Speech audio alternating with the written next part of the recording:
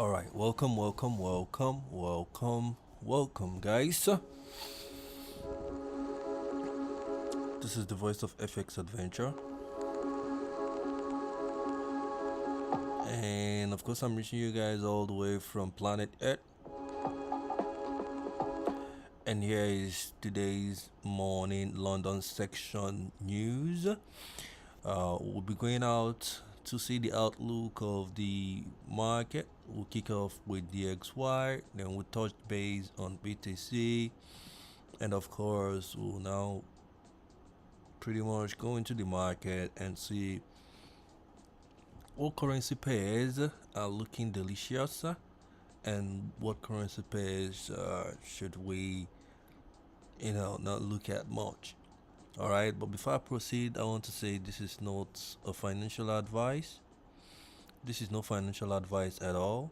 All right, whatever or whatsoever we do here is explicitly for educational purpose. All right, I believe if you spend a lot more time with us here, you would pretty much understand a couple of things in the financial markets. Most especially, you will have a grasp of what technical analysis looks like, what it looks like, have a real-time experience with us here, and of course we'll be making money if we see any interesting um market that we would want to jump on. All right, okay, so here is the update for the DXY is the dollar index. We'll kick off by going to the daily time frame just to have an idea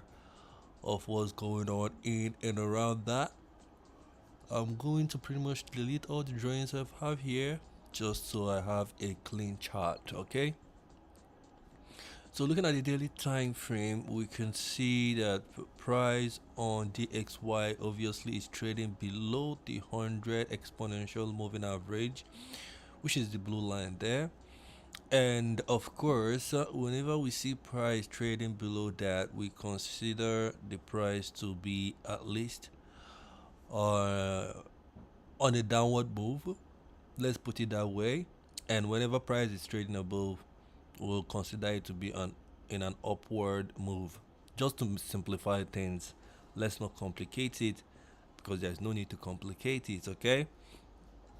All right, so that's one. So we can see that DXY is currently trading below the 100 EMA, and of course there is this fair value gap that is hidden here on the daily time frame. And as you can see, just by drawing out that fair value gap with a rectangular drawing, you could see the PD point of that fair value gap. The middle point basically is where price is currently at, and you can see on the yesterday's price action, remember we're on the daily time frame. On the yesterday's price action, you could see that price came in, got rejected a little bit. You can see same thing going on here. When it came to that point, got rejected, coming to this point again, got rejected. All right, so by the simplicity of the analysis, or the simplicity of us coming up with a speculation, because it's extremely important in as much as you have your own bias towards the market. It's also important to have an open mind and don't impose your bias on the market. It's extremely important you don't do that. All right, so you have to keep a fluid mind and keep an open mind, so that you can easily adapt to what price is doing rather than imposing your expectation on price. Okay, so for us, that's that for this guy. All right, so for me,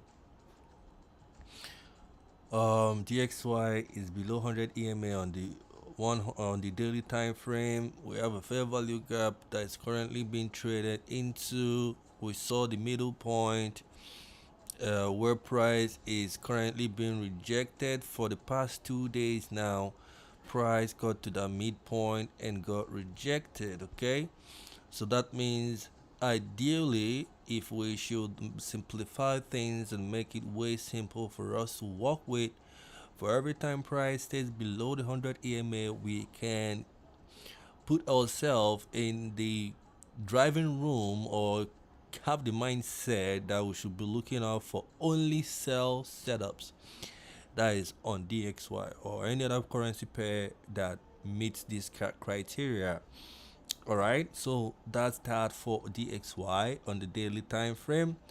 Let's go over to the BTC also to have its own daily time frame bias and what we see there. Okay, so just about how many days ago? 1, 2, 3, 4, 5, 6, 7, 8, 9, 10. 10 days ago was when BTC managed to trade above the 100 EMA on the daily time frame. That is it here. Okay, another thing I want to point out is it took BTC a whole lot of time. The last time BTC traded above the 100 EMA before this recent time, it went below the 100 EMA around here, which was Friday 22 May 2026. So around May was the last time was the time BTC came below the 100 EMA and has been trading below the 100 EMA since the May 2026, which is on Friday 22 May. All right, so that was what we experienced. And you can see BTC pretty much spent a whole lot of time under that 100 EMA before coming back up again here to fill up all the liquidity it dropped while trading below the 100 EMA. And one thing we can point out is there is a liquidity grabber here, all right, around 82k or thereabout.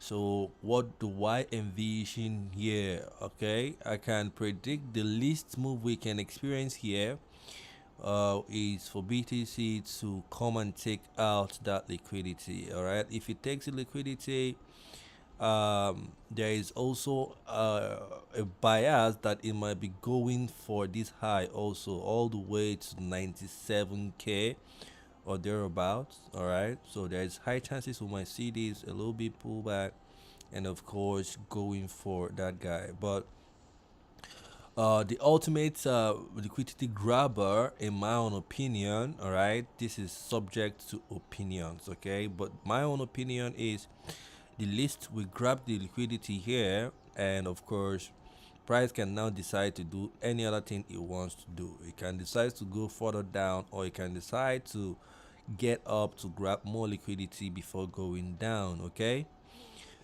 but for now, in the meantime,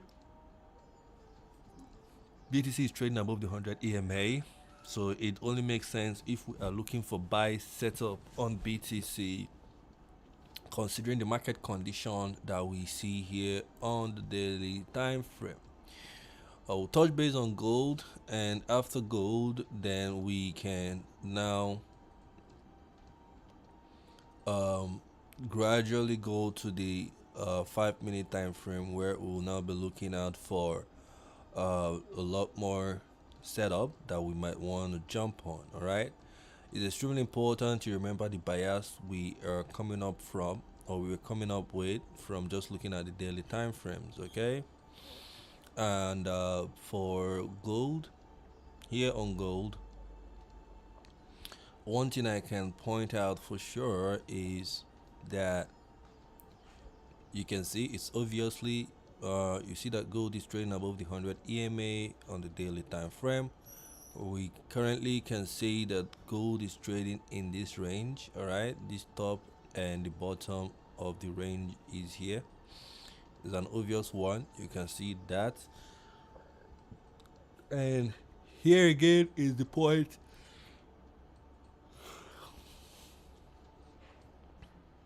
Of course, gold is on above the 100 EMA. So just like I mentioned for the other guys, it only makes sense if we should be looking for buy setup on the smaller time frames. That's the only way we can align ourselves towards what's happening on the bigger time frame. All right, so for me, I'll be looking for buy setups on gold if I see any. All right. Okay. So that's that about gold. We've covered BTC, and we've also covered the DXY.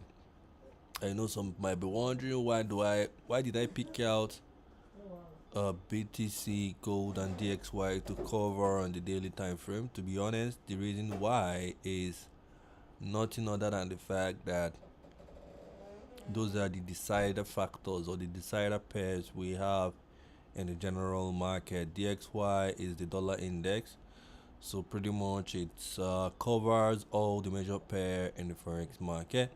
Whereas on the other hand, BTC is like the decider factor, the dominant market in the crypto world. And of course, gold is that for the minerals, or you can consider it for the stones. All right. Yeah, we'll be looking at UX oil, but I think UX oil largely. Ooh, brother. Ooh. I like what I see on UX oil, but UX oil most times kind of like, in my own opinion, because I've noticed it, kind of moves in parallel or correlates positively with the DXY. So if I have an idea what DXY is doing, I can arguably have a hint on what mm, UXY is doing. But I like what I'm seeing here in the UX oil. It looks very good for more for this London section. I think I'll be looking for a buy setup. I think the market is giving me a buy setup in my opinion, based on my own strategy though. And why I'm saying this is because the Q4, which is the Asian section, is a very nice accumulation. You can see how price squeezed there, and right after that you can also see for sure uh, that price has manipulated downward. We have a very nice fair value gap here, which I think it will inverse. And of course, once I see price starting to trade above the 100 EMA, of course I'll be extremely um, interested to see what UX oil is going to do in and around that point. Okay. But let's not waste time there. Let's come to the DXY. Remember on the daily time frame, we pointed out that DXY is under the 100 EMA, which makes it a bearish conditioned market. And I also pointed out a fair value gap that DXY is currently trading into. All right. So with those factors in place, I can arguably say that I would want to be looking for a sell setup here on DXY. And of course, if you pay attention, quite similar to what we saw on the UX oil, but this is the opposite of it. You can see the Asian section looks quite squeezed, and you can also add this other guy as another factor, which is I think this was ending of the New York section. I don't know if it's Sydney or Asia. I don't know if this one is Asia or Sydney, but the point is these two quarters here look squeezed.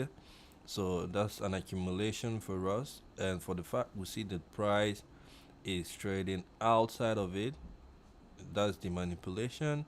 So after all this outside movement, I'm expecting price to what? Pull back into it. Okay.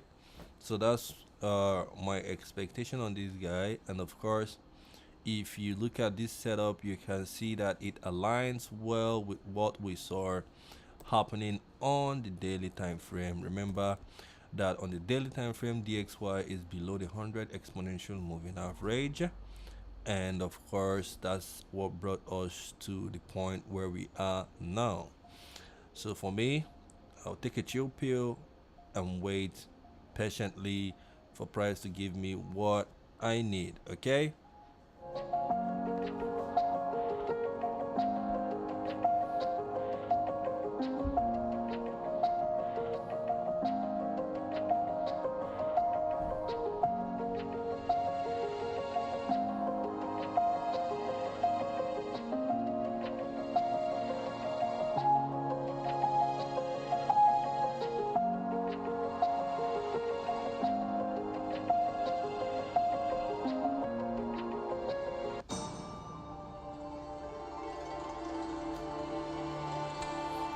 All right.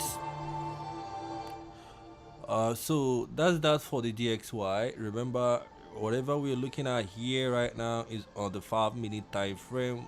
We started with the daily time frame, then we pulled it back to the 5 minute time frame, which is my execution ground. I like using the 5 minute time frame to execute and monitor the intraday price actions. Okay. With that said, a couple of things is going on here. If you look at the RSI read there, it's currently at 71.77 where price is trading now. So I think we have a very nice alignment here. But trust me, this is not financial advice because anything can happen in price. We all know that. If you're actually a trader, you should know that by now. Nothing is casted on concrete. Everything should be treated on a 50-50 ground, and you know, keep your emotions on check. All right, so moving forward here on Euro USD is quite opposite of what DXY is doing, which I'm not surprised because they correlate negatively. It means that if DXY is going up, expect them to go down, and if DXY is going down, expect Euro USD to go up. Again, quite similar. We have a squeezed market here, of course, on the Asian section or Sydney section. I don't know what I will call it, but I'll call it the Q1 of the day because I like to address them as quarters rather than the actual sections that they are. So the Q1 of the day is this guy. All right, remember the Q4 of yesterday is the red guy. All right, and you can see how price came manipulated out of that of the Q4. I didn't know why I did not grab this entry at night. This would have been a very nice sell setup here, but that was in the midnight. So that's by the way. So you can see price came, took out the liquidity at the top, of course went below to take out the liquidity at the ground side. But in market doing that, we still have a little bit of compressed Q1, which we can arguably say is still an accumulator relative to that of the Q4. And of course we can see now on the new day, on the London section, price just traded outside of the low of the Q1, which means we are considering this to be a manipulator. And of course, after the manipulation is done, the distribution comes into play. Okay, that's the plan, but the setup is still cooking. Until it's done, then that's when we can eat. But for now, it's still cooking. There's no need to rush it. We'll take our time. And to simplify things to whom it may concern, I don't know if I have much people currently joining live, but to whom it may concern, all right. To make it simple, would only be interested if price manages to start trading above the 100 EMA. That's the only point where we can be like, okay, they are serious about this. We can now jump on it. All right. Okay. Still on the matter.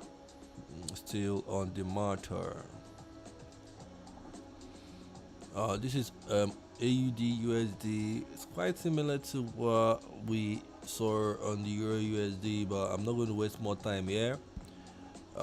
This is Aussie dollar Japanese yen. I'm not going to waste more time here. I only trade these guys during the Asian Sydney sections. Okay. For the German index, I like what I see, but it's not looking like what I would want to take. On BTC, remember what did we see on BTC on the daily time frame? We pointed out that BTC on the daily time frame was trading above the 100 EMA, which makes it in a bullish side. And of course, we can see a couple of things happening in and around here, but there is still a build up that is happening on BTC that is not yet complete. I have this guy, an accumulator here. Of course, you can see what I've been pointing out. You see how price manipulated up. After the manipulation up, what do you see? Price then started rumbling all the way down, okay, which makes sense. It's understandable that we see that. So the next question now is, since the Q4 for me is not an accumulator, this is really a nice distribution here. There is high chances that BTC might end up accumulating for the London section. Okay, what do I mean? Where price will just be going up, down, up, down, up, down, pretty much until the London section is done. Then we can come back here to look for an entry if there is any. All right, so we'll go to the next item we'll have here, which is gold. Remember gold, when we spotted gold actually was in it was trading above the 100 EMA, which is good, and I think I like what I see here. Okay, we have some force of attraction coming in here. There was an accumulator here the market manipulated against, but you can see market ended up not filling it up, and right about now the manipulator they used ended up to be the Q1 of the day, which is this guy. And already I can see also that there is an internal structure accumulation that came in here, and of course price has manipulated outside of it, and in the process of that took out the liquidity of the Q1 at the low there. So for me, I think this is a very good high setup. So if we start seeing price coming back above, of course this is what I'll be looking for. So for me, gold is looking good, so I'm going to move gold towards the top, because I like to move the guys that I would want to trade towards the top and leave the rest of all the other guys at the bottom. All right, so quite similar to Euro USD. This is British Pound USD. Of course, both of them correlate negatively to the DXY. I remember what I told you. Whenever DXY is going up, expect them to go down, and whenever DXY is going down, expect them to go up. Very nice accumulation on the Q1, very nice one. And also I can see another accumulation on the internal structure. Internal structure accumulation is that one. Q1 accumulation is this one. Of course, what we should be waiting for now is to see a very nice unicorn move here, having price trade above the 100 EMA. We'll jump on it to see if we can ride price a little bit more at the top. But for now, it's still cooking. There's no need to jump on it until the food is ready. That's when we can start eating. Whoa, HK50 later came back up. How didn't I see this, bro? I was following this price at the in the mark at night. I ain't gonna lie, it was a crazy big move. I think I'll start tracking this HK50. I figured out most times in the Asia section, it moves like hell, bro. It moves like magic. Well, this is a very nice move, but I'm not going to be trading it now. It's not the time. I don't think it's the ideal time to be trading it. Okay, this was the UX oil trade I saw. You can see how that after the manipulation, you see that very nice pump in, but nothing exciting is exciting yet for me, because it's still trading below the 100 EMA. I like to move this US oil at the top because it's looking quite interesting to jump on. Okay, all right, let's continue down the list. We stopped at around here. The next guy we have is silver. Not looking like what I would want to take already. Just looking at it, I just lost interest. It's not, the setup is not juicy. It's not looking like something fantastic. All right, here on Canadian dollar, Swiss franc, looking good. I ain't gonna lie. Q4, Q1, very nice internal accumulation. Market is manipulating upwards. This is the internal accumulator. Also, I can see a very nice liquidity build up from here. You can put it this way, you can put it this way, you can speculate it to be that way. You can also speculate it from this low to this low here. So there are so many ways you can speculate this move. All right, But you can see that if we manage to take out all that trend line that I drew, I don't know how price wants to do it. Either it wants to go further up, then taking all of them out, we might see something like this. Okay, something like that is extremely important. It, it's not far-fetched, I mean to say, not extremely important. All right, so I'm going to move this guy a little bit there. You see how I'm arranging them according to the ones that interest me. I will just move them at the top of the charts. Okay, just scanning through the rest. I just want to scan through the rest to see what's going on in around them. Nothing much if I'm being honest. S&P 500, nothing much is going on there. USD, Swiss franc looking similar, very quite similar to what we saw on the Canadian dollar, Swiss franc. I don't think I need to read much into it. I'll pull it up just to put it right there, let it be close to the other guys. Okay, UX 30 not in, UX Tech not in, the UX 3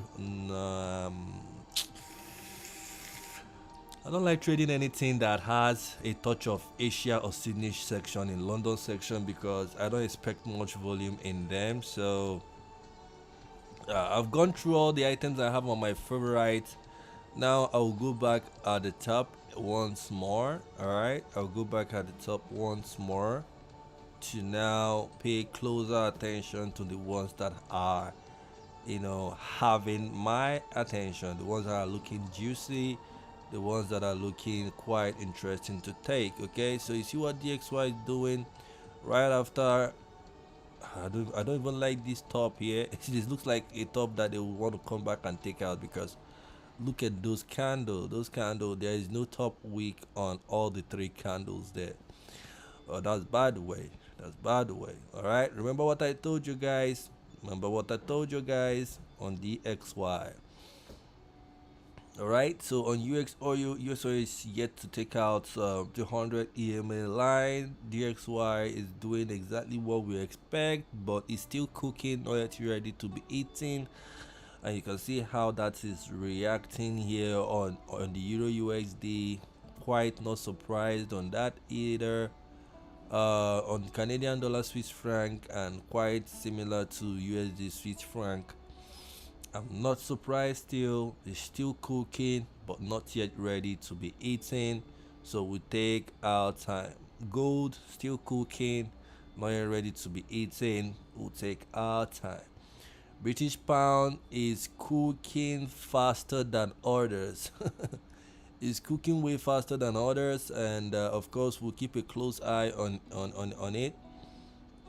To see what's going to happen, but it's really cooking faster, and like it wants to be done faster than others, so I'll pay close attention to that also. It's extremely important we do. All right, extremely important we do. All right, so we'll keep it. I like what I see here on British pound. Once British pound starts to break above the 100 EMA, closing above it, of course I'll be taking a buy setup on it, and the liquidity I'll be looking for is the top of the Q1, which is that guy there. And of course I can decide to start taking partials at this point here. I can decide to take partials here. All right, that is if we're able to get price above there, and of course we can now be aiming for a complete 2-to-1 way above. All right, but for now we need to wait patiently and not rush things.